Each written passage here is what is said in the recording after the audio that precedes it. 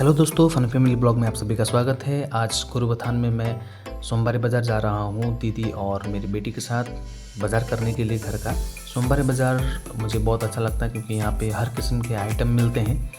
ये बाज़ार बहुत बड़ी लगती है। यहाँ पे छोटी सी जगह में बहुत बड़ा बाज़ार लगता है। यहाँ पे कपड़े मिलते हैं, बर्तन मिलते हैं, घर के किचन आइटम्स मिलते हैं, हरी हरी सब्जियाँ मिलती हैं, ऑर्गेनिक सब्जियाँ मिलती हैं और बाहर से भी यहाँ पे बाज़ार लगाने के लिए आते हैं। यहाँ पे हर किस्म के आइटम्स आपको मिल जाएंगे और ख़ास बात यहाँ पे ये है कि यहाँ पे जितने भी दुकानें हैं प्राय यहाँ पे सभी के सभी नेपाली कम्युनिटी के लोग ही यहाँ पे बाज़ार रखते हैं। ये मुझे काफ़ी अच्छा लगता है। यहाँ पे मैं हर सोमवार को यहाँ पे बाज़ार करने के लिए आता हूँ। घर के लिए जो भी सब्जियाँ होती है मैं इसी बाज़ार में जाकर ख़रीदता हूँ, तो इसलिए सोमवार यहाँ पे आता हूँ। मैं बाज़ार करने के बाद में सुबह का जो बस है उस बस में मैं सिलीगुड़ी वापस चला जाता हूँ।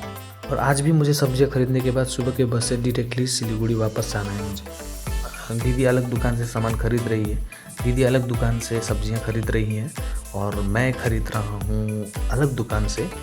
मुझे दूसरे दुकान पे ज़्यादा सामान लगा, वहाँ पे आलू डिफरेंट किस्म के आलू वहाँ पे रखी गई है, भूटान आलू जिसे बोला जाता है, तो मैं वहाँ से ले रहा हूँ। और आलू के बाद में मुझे लेना था टमाटर, प्याज लेना था, जो इस दुकान में ज़्यादा मुझे दिखाई दिया तो मैं यहाँ से ले रहा हूँ। सब्जियों के अलावा मुझे लेना था बाकी आइटम जैसे चना, मटर, साबुन, ये सब लेना था, तो उसी के सामने रखी हुई दुकान से वहाँ पे ले रहा हूँ। तो सब्जी होने के बाद में हम लोग निकले और फल की दुकान में गए, तो हम लोगों ने वहाँ पे एप्पल और बनाना ख़रीदा। 100 रुपये किलो करके था एप्पल। और उसके बाद में बच्ची का प्रोजेक्ट के लिए कुछ सामान खरीदा और वापस आते समय हम लोगों ने वहाँ पे लड़कियों के जो क्लिप्स होती हैं वो सब हम लोगों ने वहाँ पे ख़रीदा। खरीदने के बाद में हम लोग वहाँ से निकले। सामान इतना भारी था, मैं अच्छे से चल नहीं पा रहा था सामान को, इसलिए मैंने कंधे पे उसे उठा लिया और कंधे से उठा के मैं उन्हें चलने लगा। सिलीगुड़ी जाना है इसलिए मैं अर्ली मॉर्निंग में आ गया था, तो यहाँ पे दुकानें अभी भी लगी हुई थी और रास्ते में हमें हरी सब्जियां दिखाई दी, तो हरी सब्जियां भी हम लोगों ने लिया। ये हमारी बूढ़ी मम्मी को बहुत पसंद है। और फिर हमें रास्ते पे दिखा नया साल 2025 का कैलेंडर, जो नेपाली कैलेंडर है ये। सो नेपाली कैलेंडर वो 50 रुपये में मिल रहा था, तो मैंने उसे वहाँ से ख़रीद लिया। फिर हम लोग वहाँ से निकले और निकलते समय रास्ते पर वहाँ पे फिर से हमें हरी सब्जियों की दुकान दिखाई दिया, जहाँ ऑर्गेनिक सामान मिलता है, तो वहाँ से हम लोगों ने लिया कुछ सब्जियां। और उसके बाद हम लोग आगे गए, वहाँ पे मिठाई का दुकान था।